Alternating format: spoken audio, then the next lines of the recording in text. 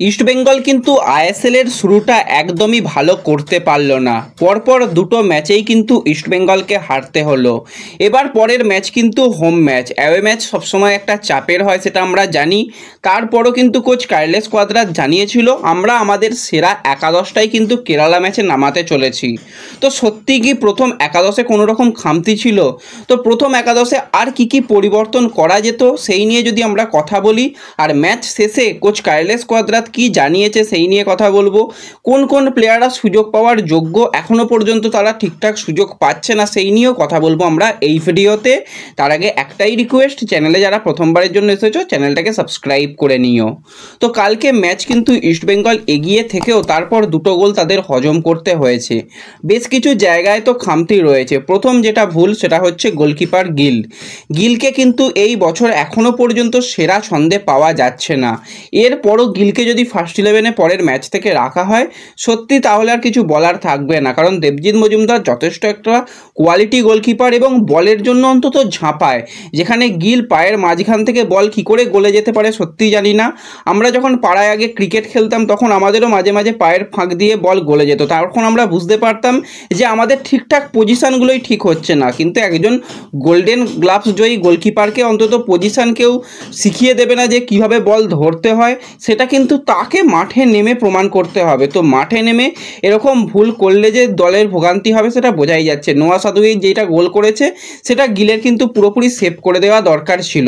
তারপরে যেটা গোল হয়েছে সেটা কিন্তু আনোয়ার, সে একটা বল দিয়েছিল সাউলকে, কিন্তু সাউল সেখানে ধরতে পারেনি, সেখান থেকে অ্যাটাক করে কেরালা গোল করে দিয়েছে। সেই জায়গাতেও কিন্তু গিল দাঁড়িয়ে দাঁড়িয়ে দেখলো, কোনো রকম বলের জন্য ঝাঁপালো না। এই সিজনে বেশিরভাগ ম্যাচেই আমরা দেখছি গিল একদম দাঁড়িয়ে রয়েছে, যেখানে দাঁড়িয়ে থাকার সেখানেই দাঁড়িয়ে রয়েছে, কোনো দিকে যে ঝাঁপিয়ে একটু বল সেভ করব সেরকম কোনো ইচ্ছাই নেই। তো এই জায়গাগুলোকে কিন্তু পরিবর্তন করতে হবে। এছাড়া যদি আমরা ডিফেন্সের কথা বলি, দুই সেন্টার ব্যাক কিন্তু ভালো খেলেছে, খারাপ বলতে পারবো না। আনোয়ার প্রথম ম্যাচ খেলছে, হেক্টর দ্বিতীয় ম্যাচ খেলছে, সেই হিসাবে কিন্তু তারা ভালো খেলেছে। কিন্তু আমরা বারবারই যেটা বলে এসেছি, দুই সাইড ব্যাক চলবে না, কারণ রাকিব আগের বছর যা খেলেছে তার থেকে কি আমূল পরিবর্তন হবে না, সেটা হচ্ছেও না বা হবেও না। আর অপরদিকে মার্ক জো, সে কিন্তু সাইড ব্যাক নয়, তাকে জোর জবরদস্তি সাইড ব্যাক খেলানো হচ্ছে।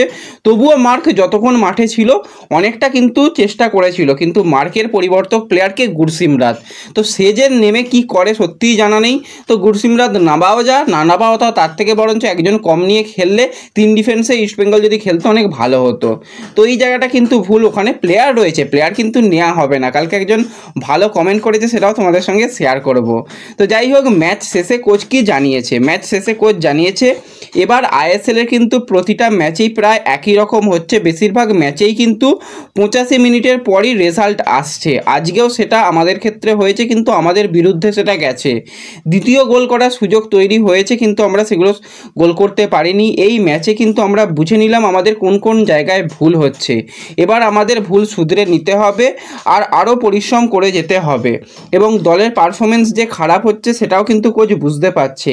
এখন আমাদের অনেক পরিশ্রম করতে হবে। ফুটবলারদের এই মুহূর্তে কিন্তু বুঝতে হবে যে নিজেদের ভুল কোথায় হচ্ছে। আমাদের ক্ষেত্রেও আমাদের যেটা ভুল হচ্ছে আমরাও শুধরে নেওয়ার চেষ্টা করছি, কিন্তু প্লেয়ারদের পারফরমেন্স করতে হবে। যে সুবিধা আমরা আজকে অর্জন করেছিলাম ভালো ভালো প্লেয়ার থাকার সত্ত্বেও কিন্তু আমরা এখান থেকে ম্যাচ জিততে পারলাম না। আনোয়ার আলী আজকে প্রথম খেলেছে, হেক্টর দ্বিতীয় খেলেছে, ওদের মধ্যে বোঝাপড়ার ভালো রয়েছে বলে তবু কিন্তু কিছুটা আমরা ম্যাচের মধ্যে ছিলাম, তা না হলে কিন্তু আরও চাপ হয়ে যেত। আজ আমরা 6 জন ফুটবলারকে প্রথম একাদশে রেখেছিলাম।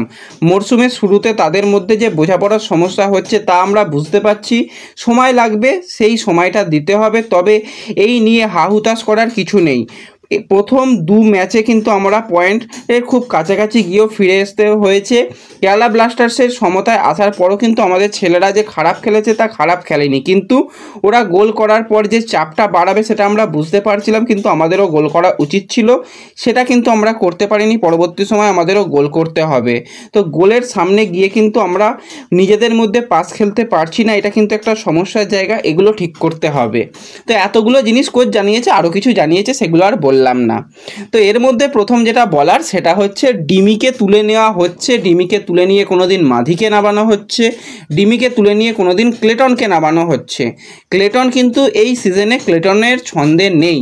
একদম ছন্দে নেই, সেটা বোঝা যাচ্ছে। বল প্লে যেখানে ক্লেটন বল নিজের কাছে রাখতো, সেখানে বল পেয়েই ওয়ান টাচে মনে হয় কাউকে প্লেয়ারকে দিয়ে দিতে পারলে বাঁচি, নিজের কাছে আমি বলই রাখবো না, বল থেকে অনেকটা দূরত্ব থাকবো, এটা কিন্তু ক্লেটনের মধ্যে দেখা যাচ্ছে।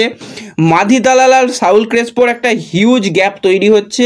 সাউল যে বলটা পেয়ে মাধিকে পাস দেবে সেটা হচ্ছে না, সাউল যে মাঝখানে নেমে খেলবে সেটাও হচ্ছে না, কোনো পজিশনিং ঠিকঠাক নেই।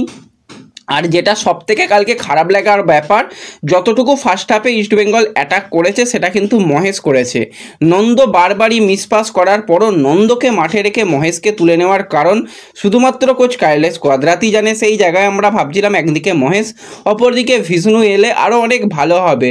নন্দকে একটাই রাখার কারণ ফিজিক্যালিটি দিয়ে কাজে লাগানোর চেষ্টা, কিন্তু মহেশ থাকলে তো মহেশ অনেক বেশিটা টেকনিক দিয়ে প্লেয়ারকে বিট করে ফাউল আর্ন করতে পারে, সেখান থেকে ইস্টবেঙ্গল সেট পিস পেতে পারে। আর সেট পিসগুলো যেভাবে নষ্ট করা হয় মানে সত্যি খারাপ লাগে। সাধারণ সেট পিস নিলে অনেক বেশি কিন্তু এর থেকে ভালো হয়, কিন্তু এই এত পরিকল্পনা করে সেট পিস নেওয়াটা কিন্তু মোটেই ভালো হচ্ছে না, সেটা কিন্তু আমরা দেখতে পাচ্ছি।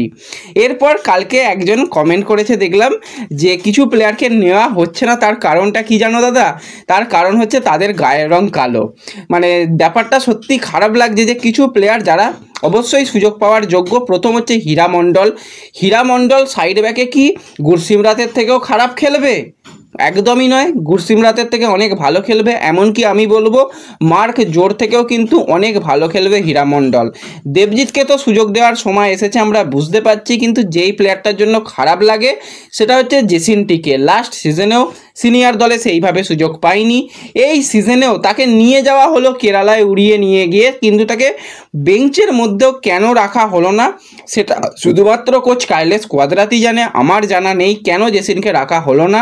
হয়তো কোনো রকম যদি শারীরিক সমস্যা থাকে সেটা আলাদা ব্যাপার, তা না হলে কিন্তু কোনো রকম সমস্যা ছিল না যে জেসিন না খেলার মতন। জেসিনকে কিন্তু বেঞ্চে রাখা যেতে পারতো। প্রত্যেকটা প্লেয়ারকে যে ব্যবহার করতে হবে এটা কিন্তু কোচকে এবার বুঝতে হবে। সবসময় নন্দ মহেশ তারা যে নামের পিছনে ছুটে লাভ নেই, যারা ভালো পারফরমেন্স করছে রিসেন্ট টাইমে তাদের সুযোগ দেওয়া দরকার। বিষ্ণু আমান যেই ম্যাচেই নামছে তখনই কিন্তু তারা অপোনেন্টের উপর বেশ প্রেসার করছে, তারাও চেষ্টার মধ্যে রয়েছে, তারাও চাইছে যে কিছু একটা করে দেখানোর। বিষ্ণু তো ফার্স্ট টাচেই খুব ভালো ফিনিশ করেছে, গোল পেয়েছে, তো প্লেয়ারদের সুযোগ দিতে হবে, সুযোগ দিলেই কিন্তু তারা ভালো প্লেয়ার হয়ে উঠবে। এবার কোচকে তাড়ানোর প্রসঙ্গে আমিও কালকে অনেক কথাই বলেছি। দেখো এরকম একটা ম্যাচের পর কিন্তু সবারই মনে হবে যে এই কোচকে দিয়ে হবে না। এবার এটাও মানতে হবে যে দলটা কিন্তু এখনও তার ঠিকঠাকভাবে ফার্স্ট ইলেভেনটা সিলেক্ট করতে পারেনি। কালকে যেটা মোটামুটি ফার্স্ট ইলেভেন খেলেছে এটাই ফার্স্ট ইলেভেন, বেঞ্চে যে প্লেয়াররা রয়েছে এটাই বেঞ্চ হওয়া উচিত। এবার দুটো ম্যাচ অ্যাওয়ে ম্যাচ সবসময় চাপ হয়, তো অ্যাওয়ে ম্যাচ থেকে একটা পয়েন্ট এলো সেটাও কিন্তু অনেক হয়, কিন্তু সেগুলো হয়নি, কিছু আর তো করার নেই। তো কোচের সঙ্গে যে ইস্টবেঙ্গলের কিছু মানে মিটিং একটা হবে সেটা বলে রাখলাম, সেটা খুব তাড়াতাড়ি হবে। এবং এখনই যে কোচকে বিদায় দিয়ে দেওয়া হবে তা নয়, কারণ হোম ম্যাচ দেখা হবে, তারপর অন্তত দুটো হোম ম্যাচ তো দেখতে হবেই, তারপর কিন্তু বিদায় ঘন্টা বাজবে। তার আগে মনে হয় না তাড়িয়ে দেওয়াটা বা ছেড়ে দেওয়াটা খুব একটা খারাপ জিনিস হবে। হ্যাঁ, সবাই হতাশ হয়ে রয়েছে, কিছু করার নেই, একটু তো এগুলো বুঝতেও হবে। দুটো অ্যাওয়ে ম্যাচ গেছে, এবার হোম ম্যাচগুলো দেখা যাক যে কীরকম হয়, তারপর অবশ্যই সঠিক সিদ্ধান্ত নেওয়া হবে, এটুকু বলে রাখলাম।